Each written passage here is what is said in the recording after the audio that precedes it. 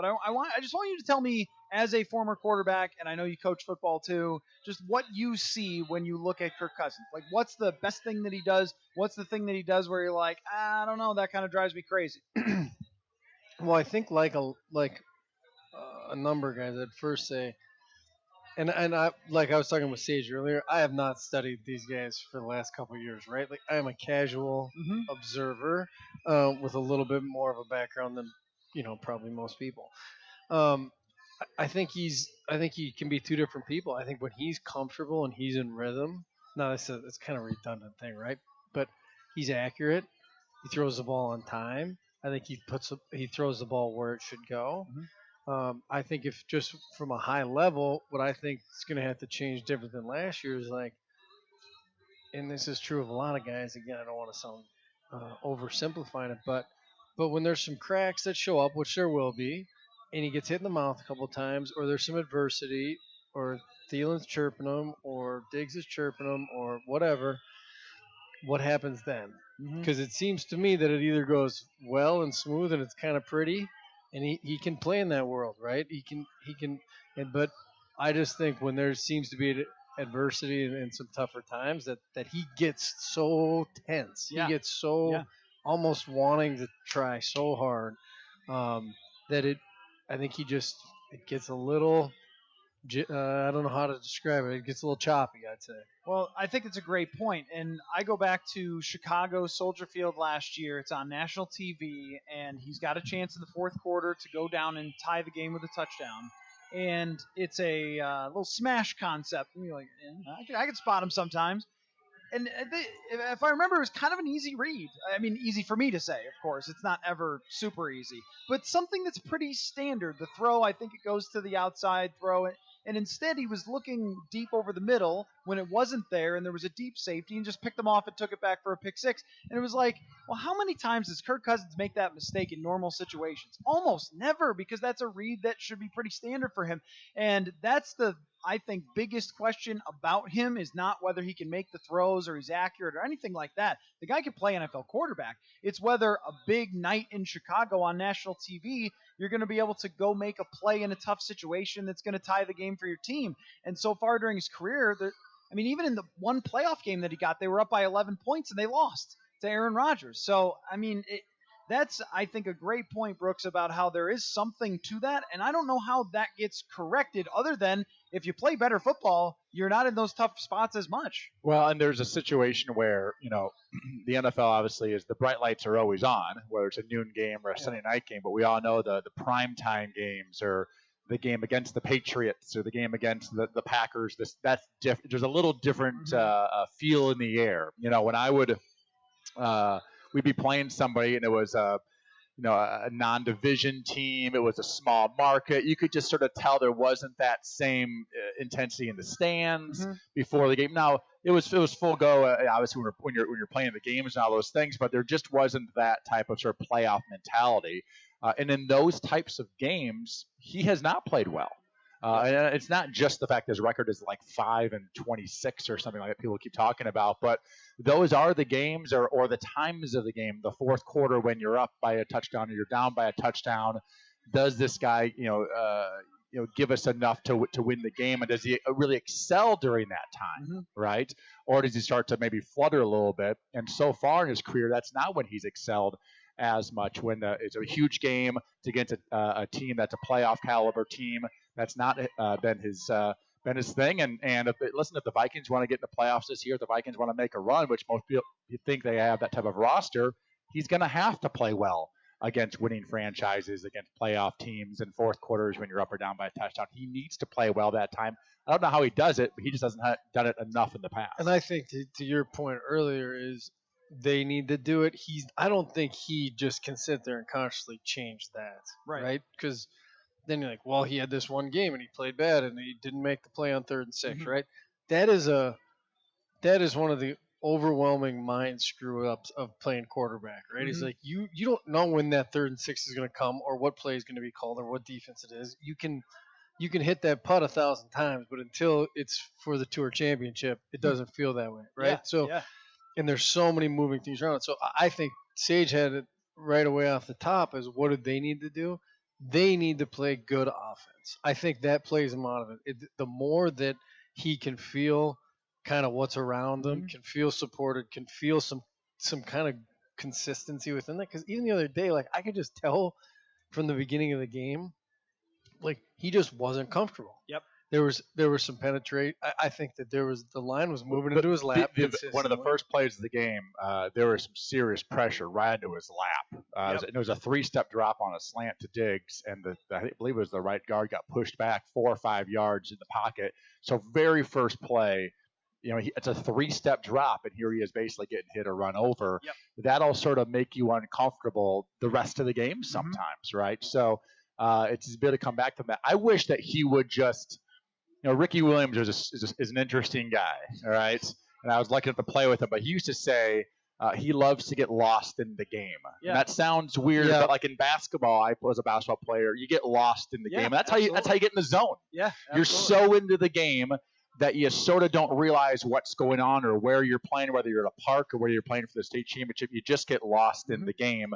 And I wish Kirk would get lost in the game and just compete, because that's when you just sort of go down to your gut and go, let's do this thing. And there's that I'd like to see, and not where he's sort of strategically trying to balance everything out and over. Like I just want to see that, see that sort of competitive nature out of him. Yeah. And Paul Chris, who I coached and played for, his line was play the game, just play the game, right? You've been playing this game since you're a little kid. Yeah. But I think. And guys just have different personalities of how they get there. With him, I think, to the point I made earlier, is he's always wanted. I think about him when he snapped on the deal. How do you like that? Corner. No. But way back to Washington. How do you like that? Oh, you like that? Yeah. You like that? Yeah. Because it was so built up inside of him, right? Like he almost is over aware, to Sage's point, of what this means and what has to get done here. And it's like just go play your game. You might miss this third down to get it back, but you're going to find a way because of the guys around you. Yeah. And it's hard for guys. Like if you would have paid me that much money and I had to think, and think about it that way, that's a lot to put on your shoulders. And I think that's kind of what's happening. So in a weird way, we almost need him to care less. Yes. Right? Yeah. Favre's greatest strength was that Favre cared so much, but somehow he played like he could care less. Now, occasionally it would come back to Hunter to throw that bad pick, but like he was out in there some pretty big spots. I don't know if any Vikings fans are listening, but his only mentality was to win those games. You're going to have that same mentality. Yeah. And if you're the guy who only wants to drive 55 miles an hour, you're never going to actually win a championship. There's times you got to just stick the pedal to the metal, and you might drive off the road. And that's the way it goes, but also you could win the race. And I think I would like to see that a little bit more out of him, that sort of competitive spirit, that fire that we all know that I know that he has. I feel like that he has. I'd like to see that. And I think his teammates would love that too. So it's interesting because I wondered if he would come back this year with some sort of indignance to his tone when he talked to us. And it hasn't really been there. So I guess it could go either way. It could be like maybe secretly, he puts on a different face for the media, but secretly he feels like he was ripped apart way too much last year and over criticized, and it wasn't necessarily his fault, and he's going to go show everybody this year and maybe play a little bit more like that. Or the other way it could go is he wasn't liked last year, and I think he's a guy who wants to be liked. And to have fans boo you at the end of the year and not really like you and show up to training camp with Teddy Bridgewater jerseys on still, even though you're the guy.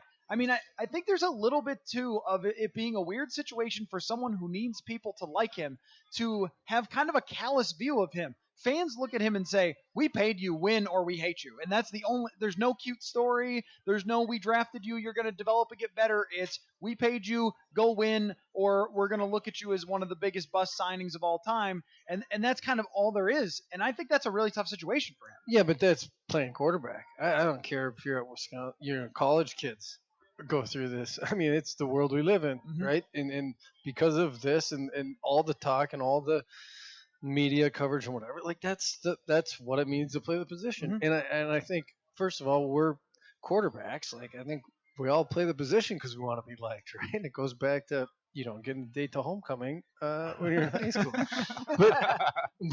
but I think looking back in hindsight, right? And Sage, I'd love to get your take on this too. Is like I thought I was. I mean, people don't really care that much, right? We talk about people saying stuff and whatever. Like, there's this whole world out here. Like this year, I didn't even know when training camp started. You know what I mean? Like, just relax, okay? And but I think the number one mistake that's made is they pay you the money. You hear those things, you start feeling like everybody's judging you, picking on you, and the only solution, in my opinion, is to go. I don't care about me. Yeah. How do I make Adam better? How do I make Diggsy better? How do I make the running backs better? Now, people, you can go on TV and say that or whatever, but you have to truly believe it in your things. I'm just like Kevin Stefanski is as a coordinator. I'm just like anybody on this building. My only job is to make these guys' life better. That's all you can be judged by. Whatever anybody else says, forget about it. Well, Nick Foles, when he won the Super Bowl a couple years ago, there is something about him, sort of an aura around him that I thought was like no pressure. Yeah, like he just had. He was not concerned about really losing the game. He would make throws that would end up working out really well for him. But he played really, really loose for a guy who just came in to a team, had sort of bounced around a little bit. Was I guess almost a little bit of a failure. Yeah. And bounced around and ended up back in Philadelphia, and he just played lights out. And he had that like almost didn't care. And, he talked about quitting football. Yeah. Yeah. And that was a big story leading up to the Super Bowl, was that he and his wife had discussed, he must have made enough money where he just didn't, it wasn't working out well for him. He didn't enjoy it, whatever. And I think at that point, when he decided not to quit, but to continue to play and then get signed by the Eagles and then win the Super Bowl, was that he wasn't going to stress about it so much. Yeah. He was going to go out there every single day, work hard, enjoy his teammates, try to get better, and then try to go win a game on Sunday. And that just, if you win, you win, you lose, you lose. And tomorrow I'm going to do the same thing. And I'm going to go out there, I'm going to practice, I'm going to lift, I'm going to have good camaraderie with my teammates. I'm going to, try to be a good husband and a good father and just live your life and let the cards fall where they may, right? And that would be, I think that's real, sort of freeing to a quarterback. It's like a relief. It takes all that pressure off your shoulders, so you can just go out there and at the end of the day it's all going to work out, whether you win football games or not. Now the only thing you got to do is you can't be Jay Cutler on this side, right? Yeah. So you got to have bumpers. Yeah. Right? And that's the thing is, I think it's a sweet spot. But I'll tell you what, I think you hit the nail on the head of nothing kind of breaks my heart more. That might be a strong term, but like even high school kids now, right? They spend so much time, everything's so measured, right? And everything's to get somewhere else. Like I'm gonna go get a scholarship, and so we went to this camp. I went to 10 camps. I'm 4-star on 3 different sites. I paid this guy to be, all the stuff they do now, right? Which is fine, but enjoy the game. Yeah. It's such a small amount of time that you get to play this game. Like you're where you want to stay is, and I did it the same thing, trying to save my own butt, right? Where you protect yourself, or you measure it, or the moment's a little bit like, oh, I just got to survive this or whatever. And, like that's a waste, Like you got a really good football team this year. You're the starting quarterback, a franchise quarterback, and I get it. It's hard, man. It is hard, but I just want to see him enjoy it. I just want to see him have some fun. Because this group could be really, I think, pretty dang good. Yeah, I've recently learned a little lesson that somebody said to me, and we're talking about worry. WORRY, worry. And they're like, what has worry ever done for you in a positive way? Really think about that. And we all worry. All right, I got 3 kids. You got this, you got that, you got family, you got parents who are in their 70s now. Like there's a lot of things to worry about. But there's a difference between worry and preparation. Yeah. And people sometimes confuse the two. When you're up at night and you're worrying about something and you can't sleep, unless you're actually preparing, unless you get your laptop out and go, okay, I'm going to take some notes down and I'm going to so then I can put my mind at ease and tomorrow morning I'm going to work on these things. If you just sit there and worry about what could happen, particularly in a negative way, it's just going to bog you down and take energy away from what you're trying to get done. So don't worry, prepare. And yeah, this is one of those things that I think allows the really, really good quarterbacks to sort of then be free and just let their athletic ability take over. I've always thought, Tom Brady, once he won that first Super Bowl, after that, he would stand in the pocket and he would take sometimes really bad sacks, 3, 4, 5 hitches. Aaron Rodgers does it all the time. He's running around and it's like, oh, what a terrible sack he just took on that play. Guys like Brooks and I, that first, second, third read's not there. We're throwing it away. Like, we cannot afford to get sacked in this situation or fumble in this situation. And it happens sometimes to the superstars because they don't have this like worry in the back of their minds that they might get cut or they might not make the team next year, or that might be an embarrassment because Aaron Rodgers does so many amazing things. He's not going to be embarrassed about losing the game on a sack fumble when he should have just thrown the ball away. Yeah. Guys like Brooks and I, we sit there and worry all day because like we could get cut if we do something really stupid right now. So the ability when you have like superstar money that Kirk has, like just let it go. Like just let it go and just go play and just compete with your teammates and see how things fall out. Yeah, and I feel guilty even like saying that, because I'm worried it's like if it was me in that situation, right? Like I see myself, not talent wise, but I see myself in there going, just enjoy it somehow, and that's what I hope for him, because I think if they can find a way to kind of get that fun as a group, because I think they got some fun personalities. Yeah, I haven't been around them as much as you guys, but it just seems I think it could be a special group. So it just feels right now like we have to make this happen. Right. Well, there's always that thing. Of course, we're going back 2 years to go into the championship game, and then they sign Kirk, and that's sort of like there's this pressure to get to there or further. And that's like the starting point, right? Now, I'm going to do some Iowa State pub here. Our head coach, Matt Campbell, has this phrase, trust the process. But, of course, a lot of teams use this sort of phrase now, this process. It's that whole sort of like don't worry about the destination. Just enjoy the journey and work every day and then see how things sort of fall out, and how things sort of end up. And that's, enjoy this journey that this team is on. Because that team from 2 years ago, that was a journey. There was not a destination. This is a Super Bowl caliber team. Case Keenum's our starting quarterback, right? It was like, no, let's just try to win this week. And it was week to week. It was day to day. It wasn't this thing down the line. And just try to play, well every single, day. And when I got a scholarship at Iowa State, it was my only scholarship offer. I'm not sure what your thoughts are when you got one to Wisconsin, but at that time, with my parents, we discussed how great is this that I'm going to be able to not have any student loans. All right. I'm going to be able to play college football. May not even ever play a snap, but I'm going to have 5 years of college paid for and not have all these loans that my siblings had. Like that was sort of the goal. That was like, this is great. And then I got there and it was like, okay, if I could just, get a letter by being a holder. I held for the first couple of years. And then I was like, well, it'd be nice to start for 1 year, my senior year. That was sort of my goal after about a year to Iowa State. I was like, it'd be nice to start my senior year, start in the Big 12 conference. Maybe we win some games. Maybe I get a job in Des Moines for one of those big insurance companies or something, or maybe I move to Minneapolis or Chicago and whatever it was.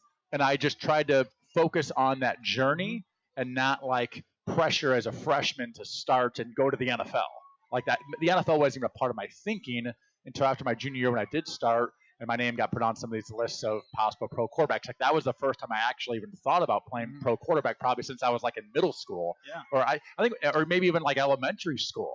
I was just trying to start from my high school football team when I was growing up. Well, that's what changed. My first start was at Ohio State. We won 42-17, went 9 straight games and won the Rose Bowl. Right, that was my redshirted. Then I played. That was free and easy. Right, it was like you don't even know what's going on. It's just like this is just play. Then all of a sudden that happens, and then now you got time to look at it and go, okay, now that's the bar. We're supposed to be better next year, and what if I'm not better? Like, you had that pressure. So all of a sudden, years. then it was like I almost had to feel that, try and hold on to it, then let it go and get it back. You know what I mean? Because it changes things. I don't care what anybody says. When you get paid whatever he got guaranteed, or any of these guys. And everything else is because they just did it, right? And everything else is the same. And now it's I shouldn't say it's the same, but it looks to he to be the key piece to get to the next level. That's hard. It's a lot of pressure and a huge fan base, one of the best in the NFL. Sometimes I describe throwing a football in an NFL game, sometimes even practice, it's almost like putting. You're sitting over a 6-footer and you're feeling really good about things. You've been playing well all day. Your mind's just in this good spot. Those 6-footers feel like 2-footers sometimes. And then there's times where 6-footers feel like 10, 12-footers. So like, I just hope this thing, I hope I make the comeback or afterwards. You're physically almost frozen a little bit. And you see that in professional golfers. You see sometimes the same thing as a quarterback when things aren't going well, and you start to see that. You can actually see the pressure on a quarterback's shoulders sometimes, and they rarely go through their mind doesn't function as fast. They don't go through the reads as well. They don't anticipate as well. And that, well, I think sort of Rodgers, freezing up can really hinder a quarterback. I think Rodgers was there last year. Yeah. I think he was there in a bad spot. Yeah. Now, it's a different scenario. They're not going to blame him there, right? I think they're starting to a little bit. But for the most part, it's everybody else's fault. Young receivers, don't have a line, old coach. But you talk about different players, different. Every situation is different, but I just think that's interesting. One of the things that Eli Manning has done his whole career is he has this ability during games to sort of be a street ball player. And he was always sort of like that growing up, I think. But a guy that would do some unorthodox things, and sometimes it would come back to haunt him. But he had this ability to alleviate, I think, mental pressure. When I got traded to the Giants, when I left the Vikings in 2010, I showed up on a Saturday of right after the preseason. It was during that, it's like this next week coming up, Labor Day weekend. And I show up there, and I went in on that Tuesday after like a Monday practice, went on Tuesday, because I'm trying to learn this offense that I don't know at all. And I walk into the quarterback room, and Eli's in there, and there was a guy who's probably 50 wearing like a suit, and on the board, there was all this stuff written down. And it was like Peyton's younger brother, Archie's son, New York Giants media. And it had like this list of 10 things that obviously they were like going through of pressure. Right. And then how obviously like a sports psychologist, obviously the guy was a sports psychologist, but the ability to work through that pressure, maybe even let it feed you and not hinder you. And, a year and a half later, Eli won the Super Bowl, his second one. Right. So there is definitely something there, sports psychology wise, to deal with pressure and to work your way through it, or just, again, like worry, don't let it stick to you. Don't let it bother you, because there's nothing you can do about it. I think for someone like me, it's in one way we judge Kirk Cousins' play the way we have to judge it, because that's how the fans are going to look at it, and 8-7-1 is not good enough for what you got paid for and everything else. And then on the other side, and I know he gets paid a lot, but we could still sympathize with people who get paid a lot. Like, that's okay in society to do. And the situation he walked into, no matter who their quarterback was, short of someone like Peyton Manning or Andrew Luck, they probably weren't going to be as good as the year before, because everything kind of broke their way. Yeah, the balls bounced the right way. The balls bounced the right way. The locker room was unlike anything I'd ever seen before. Players said that. They had a miracle play in the playoffs. He comes into a situation where he's just never going to be able to repeat that. Yeah. And other teams got better, and they made moves, and they had draft picks and everything else around you trying to chase you down. And so even though I think he should have played better and made the playoffs last year, putting that bar was a little bit high, and I think it impacted him psychologically for sure. So, but that is his job. Yeah, that right, is his exactly. job. That's why I got the big paycheck. I'm not crying any tears for him, for sure. But, that's his job. We could talk about. We could sit here and probably analyze Xavier Rhodes' play right now. He's not. I don't think he's playing great football. He got burnt the other night. He did. For a big play, and he was 4 yards behind the receiver, and he's making a huge salary, one of the top salaries on the team. So the quarterback position is just that lightning rod spot where everyone likes to talk about it. Sage Rosenfels, Brooks Bollinger, Journeyman Quarterback Day here was a lot of fun, guys. And I really appreciate your time making it out. It's raining here. It's not beautiful, but you got your cookies. You got your cheese curds. You guys are doing okay. This was great. I hope we can do it again. This was awesome. Thanks for having me. We'll have to get Todd Bauman out here sometime. The arm, right? He's got a laser. Huge arm. He could dunk. And his son's going to Iowa State. Oh, that's right. Yeah, his son's a lefty. I believe I think he's a lefty. He's going to come to Iowa State. So all right, we'll see how his career is there. Well, thanks again, guys, and I hope everyone who's listening on the podcast version of this really enjoyed it, because I know that I did and learned a lot from you guys here today. So great stuff.